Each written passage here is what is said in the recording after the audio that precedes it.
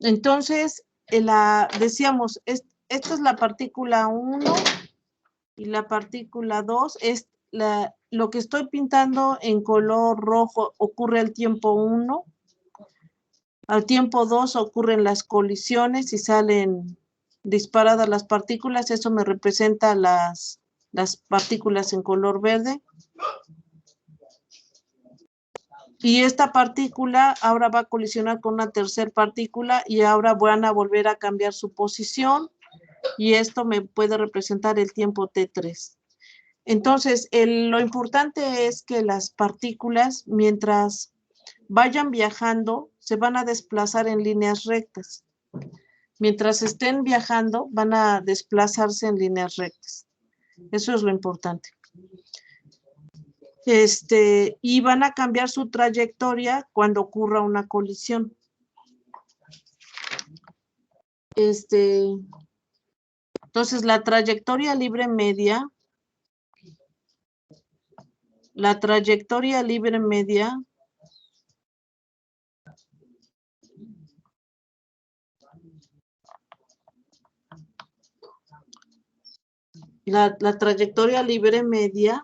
es la distancia que una molécula viaja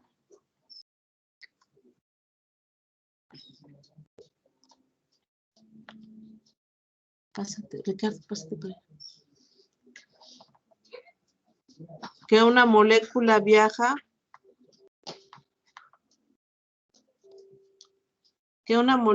viaja entre dos colisiones sucesivas.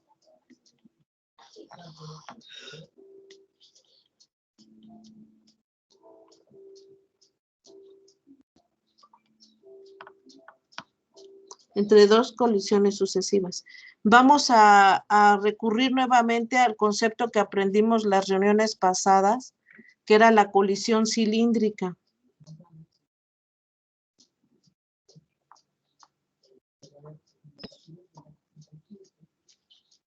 No lo voy a calcular con mucho cuidado, ya lo habíamos dicho. Si yo tengo una partícula 1 que se mueve en esta dirección y va a colisionar con otra partícula que tengo acá, que es la partícula 2, supongamos que la partícula 2 está en reposo. Entonces la partícula 1, cuando llegue con la partícula 2, va a salir dispersada. Ahora, como las partículas tienen un tamaño, podemos hablar de la sección eficaz. Entonces, estas partículas va a salir dispersa. Supongamos, por ejemplo, si esta partícula tiene el tamaño sigma, si pasa por arriba, justo por debajo de una distancia de centro a centro, esto es sigma. Y de centro a centro, esto también es sigma. Para que las partículas colisionen, ellas tendrían que pasar a una distancia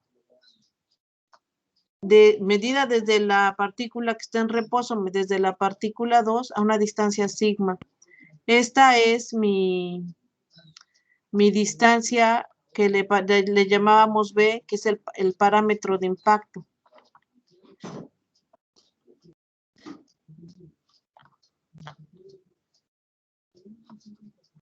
Entonces decíamos, bueno, si yo lo viera por de frente, yo vería que la partícula 2 está acá y una partícula de tamaño sigma que pase a una distancia menor de centro a centro que sigma van a colisionar, ¿verdad?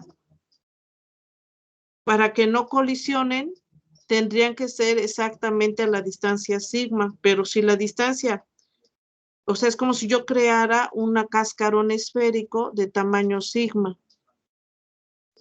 Si la distancia es menor a sigma, las partículas van a colisionar, como este ejemplo. Si la distancia es mayor a sigma, Las partículas no tienen probabilidad de colisionar. Esto ya lo habíamos explicado las reuniones pasadas. Si esta distancia de centro a centro, le podemos llamar distancia S, es mayor que sigma. Entonces esas dos partículas, esta partícula que estoy pintando en verde y esta partícula de alrededor verde, no tienen manera de colisionar, entonces forma como un tubo cilíndrico y eso es lo que habíamos llamado la colisión cilíndrica. ¿Se acuerdan? Entonces forma como si tuviéramos un tubo y se me forma un cilindro, ya lo habíamos explicado en las reuniones pasadas, y este cilindro tiene el radio B, que es el parámetro de impacto, ¿verdad? Ahora, ¿qué partículas van a tener probabilidad de colisionar con la partícula 2? Aquellas que estén a la distancia X. ¿Cómo calculo la distancia? Como velocidad por tiempo. Sí, entonces las partículas que viajen en un tiempo delta de t van al poder, si su tiempo es menor que delta de t, van a tener probabilidad de colisionar con la partícula 2. Esto ya lo habíamos explicado. Y este es el concepto de colisión cilíndrica. Entonces, para esta colisión cilíndrica generábamos una especie de volumen. Y el volumen de este tubo, su volumen va a estar dado como la tapa, el tamaño de la tapa, que es este círculo. El área de este círculo es pi por el radio al cuadrado. En este caso, el radio sería el tamaño de la partícula 1 y el tamaño de la partícula 2. El volumen sería pi por el radio, que sería R1 más R2 al cuadrado por la altura de este tubo, que es delta de X. Es decir, pi por R1 más R2 por la velocidad delta de T. Sí, de esto ya lo habíamos calculado con cuidado los días pasados. Entonces, si las partículas, todas aquellas partículas que estén contenidas dentro de este cilindro van a salir, van a colisionar con la partícula 2. Entonces, si vienen por abajo, van a salir disparadas en esta dirección, ¿verdad? Ese era mi ángulo teta. ¿Se acuerdan? Esto ya lo habíamos explicado. Entonces, se genera, pues este cascarón, ¿verdad? Se me genera una especie de cono donde ocurre la dispersión. Sí, de esto ya lo habíamos hablado. Bueno.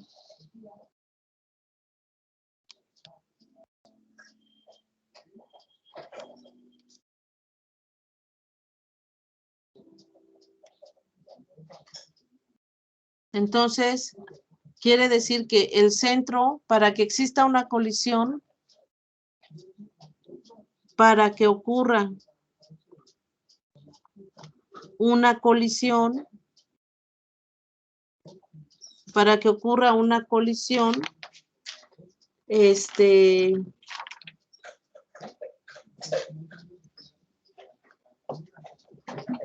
centro de la molécula con velocidad V1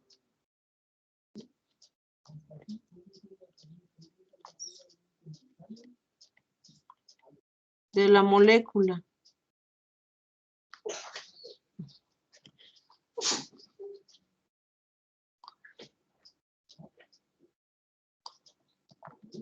con velocidad V1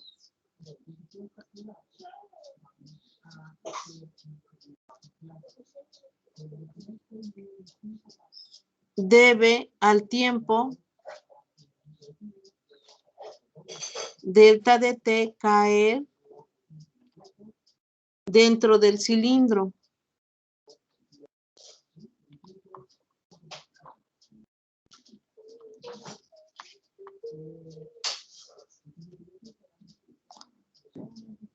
Así la colisión tendrá lugar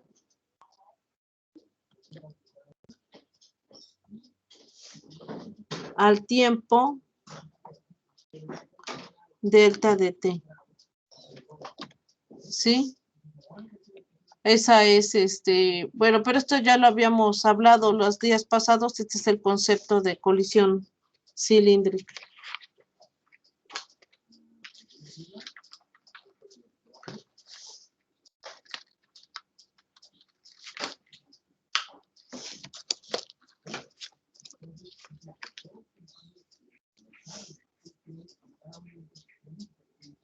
También la reunión pasada ya habíamos calculado, en la reunión pasada ya habíamos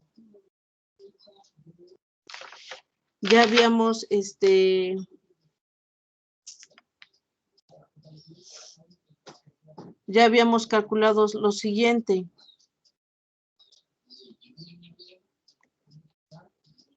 Ya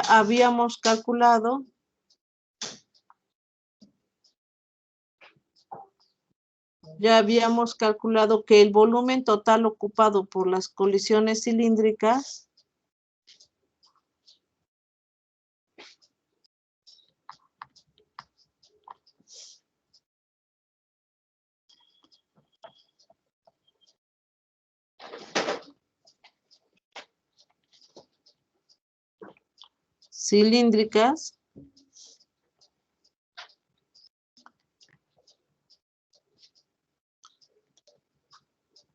es igual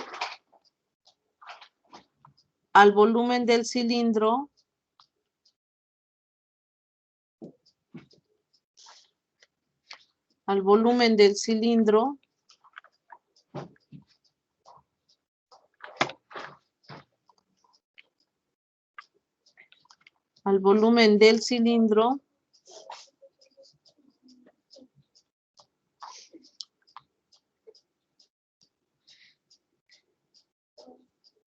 por el número de colisiones cilíndricas.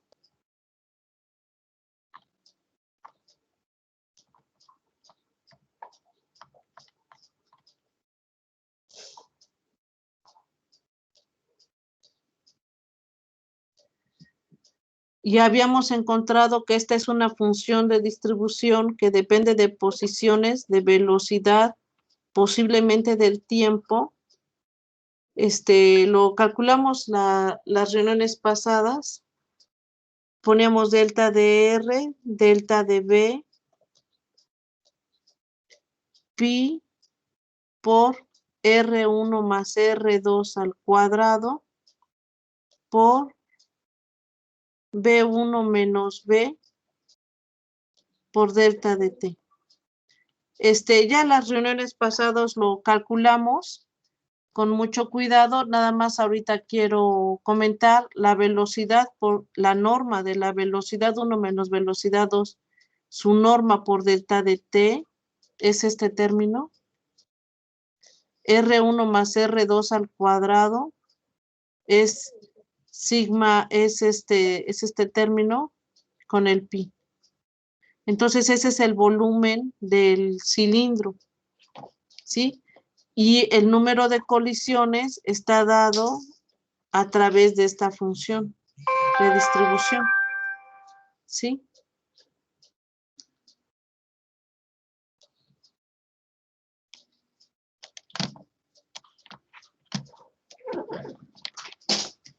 Entonces, ¿necesitan tiempo para que anoten esto o puedo pasar a la siguiente hoja?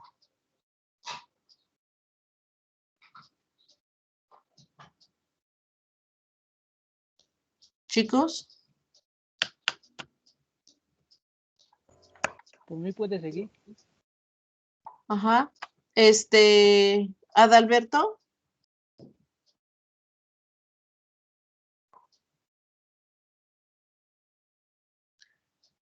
Entonces me voy a pasar a la siguiente hoja. Yo ya eso ya lo tengo. Ya, Perfecto.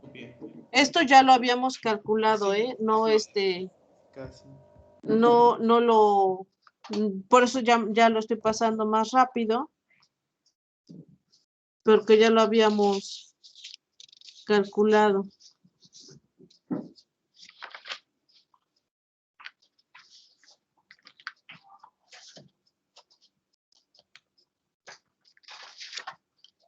Bueno, entonces,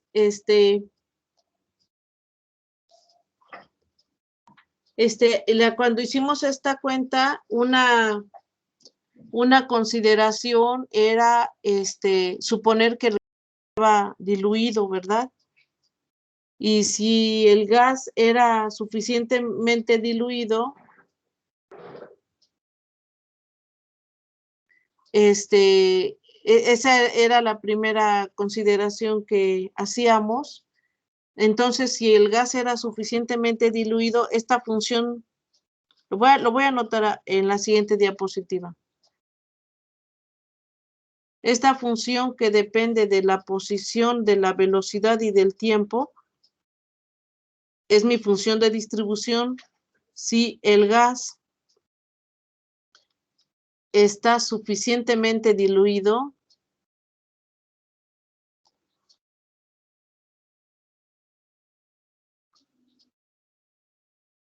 la podíamos aproximar como una función que solo dependía de las velocidades y del tiempo y de la densidad de partículas, donde esta n es el número de partículas por unidad de volumen. ¿Sí? Si el gas está suficientemente diluido, la densidad, podríamos decir, la densidad de partículas es uniforme. La densidad de partículas es uniforme. Si la densidad es uniforme, entonces esta función de distribución pues no tiene caso que la calculemos en términos de la posición, de las posiciones de las partículas. Por esa razón es que podríamos, si el gas es suficientemente diluido, simplemente escribir la densidad de partículas por unidad de volumen por una función que depende de velocidades y del tiempo. Y esta función es la función de distribución de velocidades de Maxwell.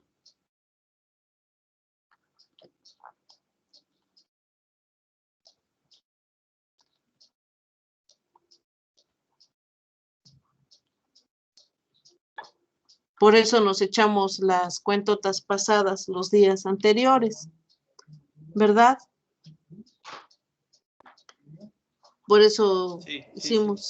hicimos esa cuenta.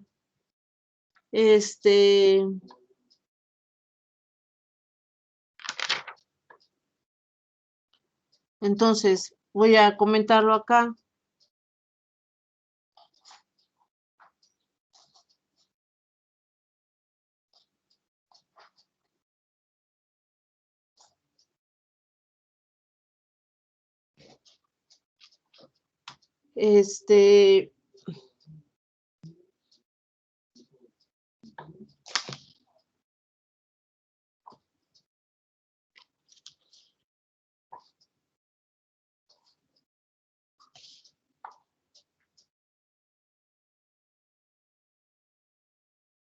También, cuando calculamos la ecuación de Boltzmann,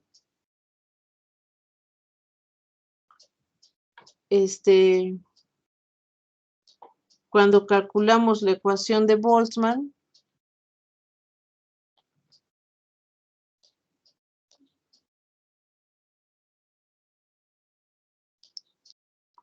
ahí hicimos unas cuentas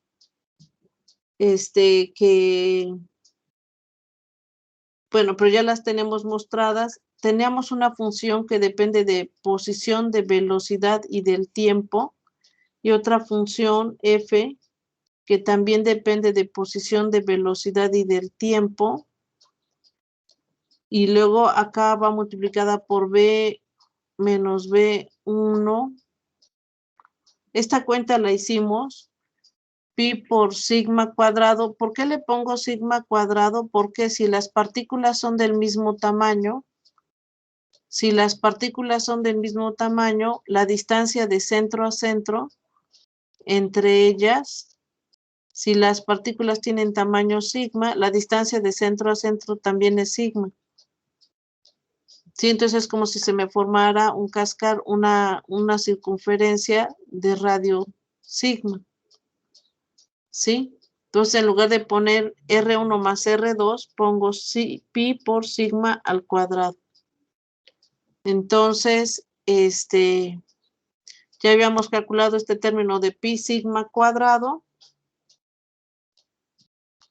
delta de la velocidad, delta de V1 por delta de t. Y esta es mi velocidad 1. Entonces, tengo una función que depende de las velocidades v y de las velocidades v1. Ahora, para este problema, y si lo recuerdan, se refiere, lo que es v se refiere antes de la colisión. Y lo que es v1 se refiere después de la colisión. Entonces, este término va antes de la colisión.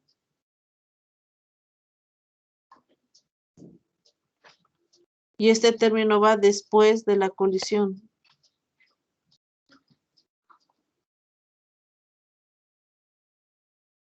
Después de la colisión.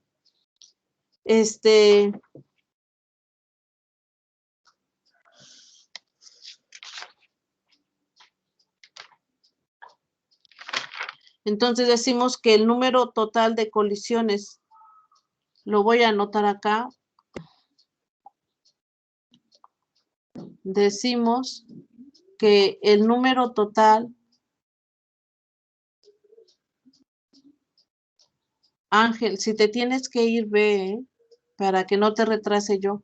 El número total de colisiones, el número total de colisiones que sufren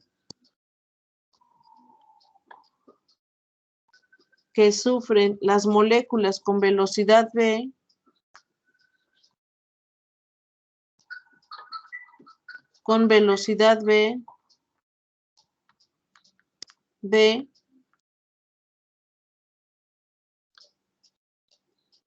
en el elemento de volumen.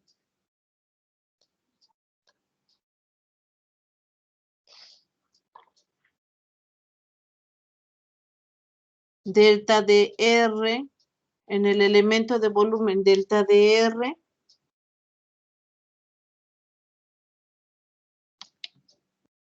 al tiempo de t, al tiempo delta de t, la voy a escribir como una función que depende de R, de velocidad y posiblemente del tiempo por pi por sigma al cuadrado por delta de R por delta de t, y acá voy a aplicar la integración sobre esta función que depende de posición de las velocidades y posiblemente del tiempo, delta de V1, acá está delta de V1, delta de V1 por V menos V1. Sí, o sea, dejo este término que tiene V1, este término que tiene V1 y este término que tiene V1. ¿Sí? Son los términos que dejo dentro de la integral.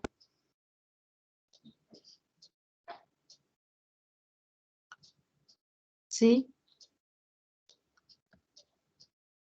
Inciso B. Esta ecuación en el libro que les digo de Dorfman es la ecuación 12.20.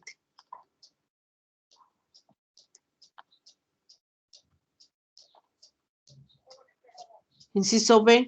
El número total de colisiones.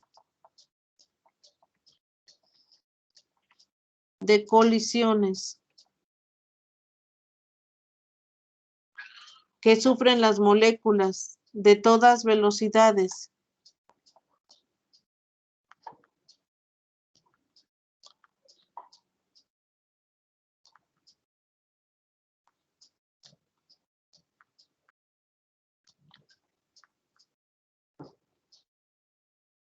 Que sufren las moléculas de todas velocidades. en delta dr, en el elemento de volumen delta dr al tiempo delta dt, delta dt es obtenida por integrar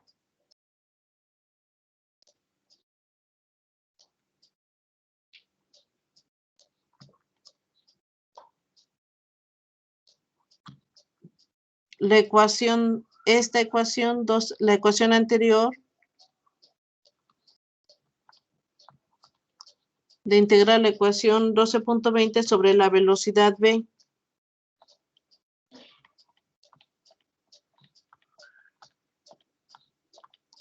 Sobre la velocidad v.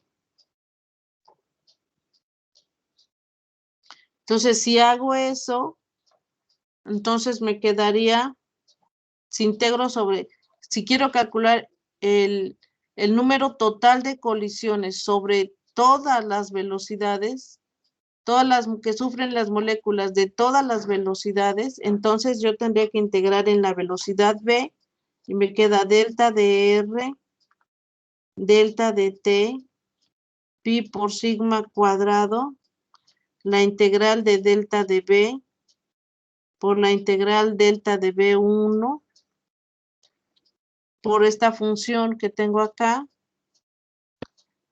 f de r b t por esta función f que depende de r, b1 y de t. A lo mejor me conviene ponerle acá b1 para que se distinga. b1, t, por b menos b, por b menos b1 en valor absoluto. ¿Sí?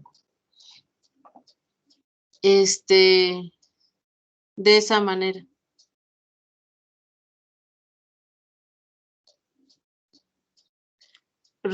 Fíjense, vuelvo a repetir, este término, el tiempo por la velocidad, eso es distancia, por pi sigma cuadrado, ese es el volumen del cilindro, ¿sí? De esa manera. Entonces, así calcularía yo el número total de colisiones que sufren las moléculas de todas las velocidades en delta de R, ¿sí?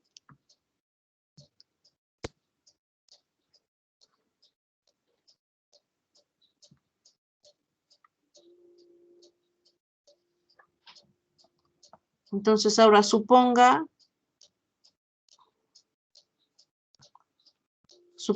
que el gas es espacialmente homogéneo. Espacialmente homogéneo.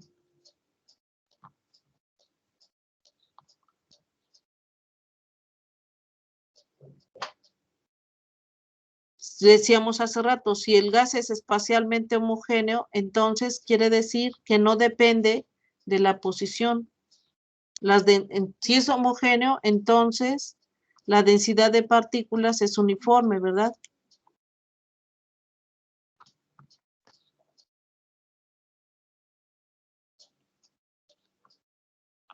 Es uniforme. Entonces, esta función que depende de la posición, de la velocidad y del tiempo, la puedo escribir simplemente en términos de la densidad de partículas por unidad de volumen, por una función nueva que depende de la velocidad y del tiempo. Pero esta ya la conozco bien. Sé que es la función de distribución de velocidades de Maxwell. ¿Sí? Entonces, si el gas es homogéneo, entonces la expresión que me queda sería esta expresión que tengo acá se transformaría a una delta de R, delta de T, pi sigma cuadrada. Cuando integre yo sobre sobre el volumen, perdón, sobre las velocidades, me daría la integral de dB, la integral de dB1. La primera función tiene el número de la densidad de partículas por unidad de volumen por una función que depende de las velocidades y del tiempo.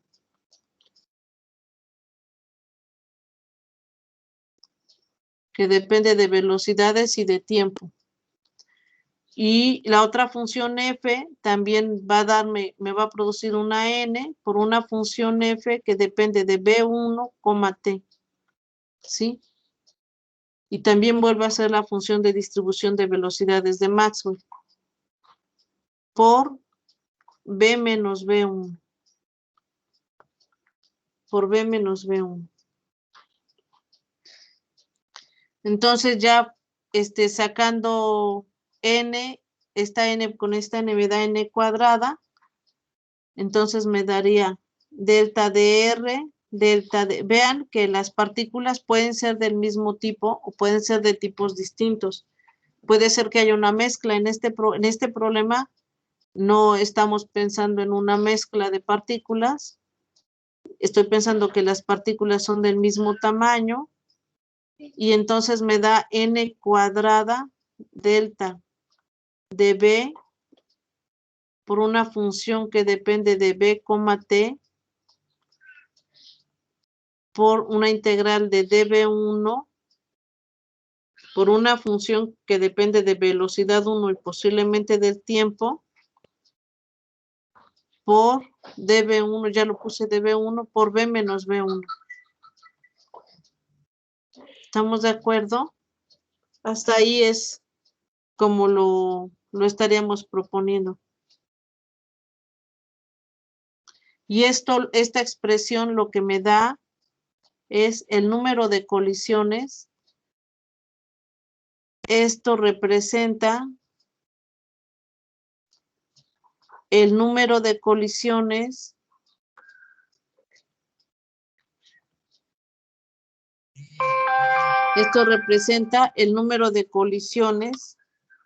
del gas por unidad de área por unidad de tiempo.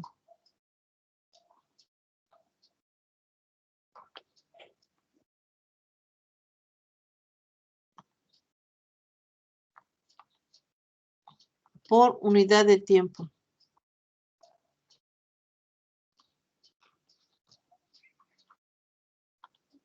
Eso es lo que me quedaría.